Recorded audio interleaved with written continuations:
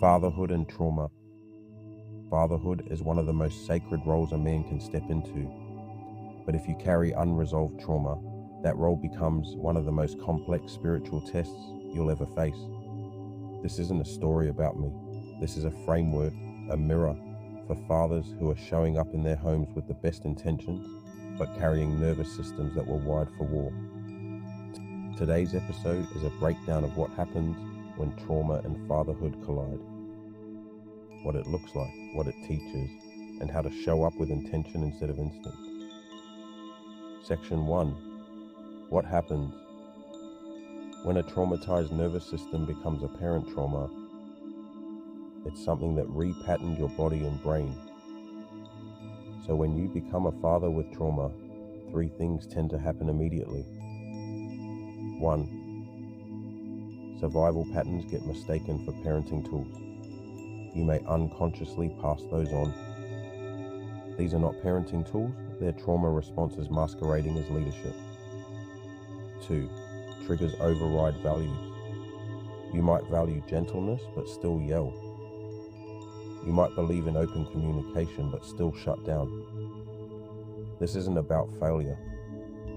It's about recognizing that the body often responds faster than the values we've mentally chosen. 3. You may feel deep shame for struggling to show up. Not because you don't love your kids, but because you weren't shown how to love yourself in healthy ways first. Parenting with trauma often activates internal conflict. I want to be here, but I don't know how to stay regulated when I am. Section 2. Common trauma-driven patterns in fatherhood. Let's walk through some patterns that show up regularly in fathers with unresolved trauma. Overreacting to perceived disrespect. When your child talks back or challenges you, you might feel instantly threatened. That's not just disrespect. That's your nervous system remembering the power dynamics of your past. Shutting down when emotions run high. If vulnerability was punished or mocked in your childhood, you may freeze or walk away during moments when your kids most need emotional presence. Some fathers overcompensate with intensity, others avoid conflict altogether. Neither approach offers true safety. Real leadership requires balance. Disconnection during chaos. Loud environments, sibling fights, or tantrums can cause internal overload. Fathers with trauma may numb out, dissociate, or leave the room, not out of neglect but neurological overwhelm. These are not character flaws, they're predictable trauma responses. Section 3. Practical tools for trauma-informed fathering. This is where we shift from awareness to action.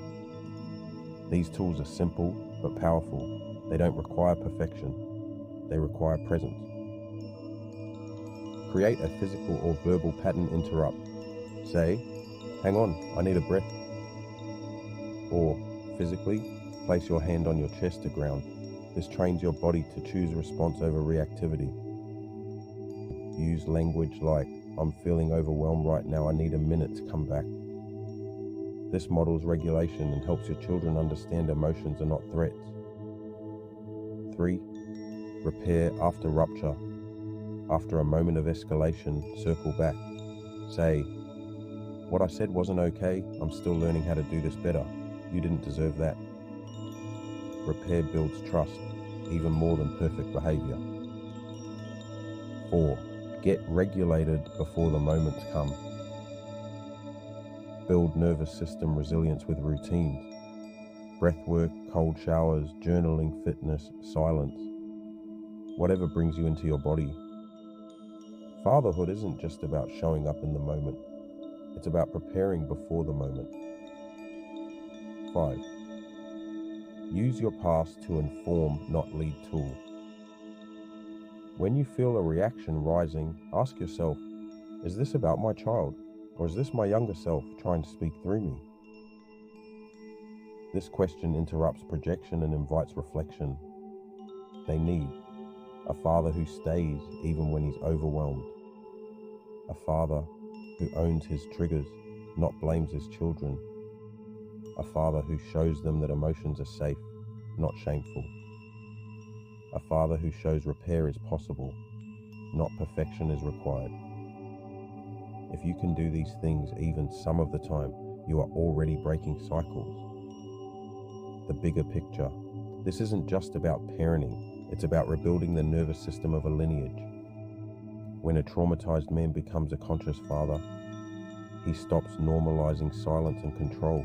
He teaches his children to feel and speak freely. He interrupts generational pain with intentional presence. He models earned security, not through being right, but by being real. That's legacy. Final reflections. You're not a failure for having triggers.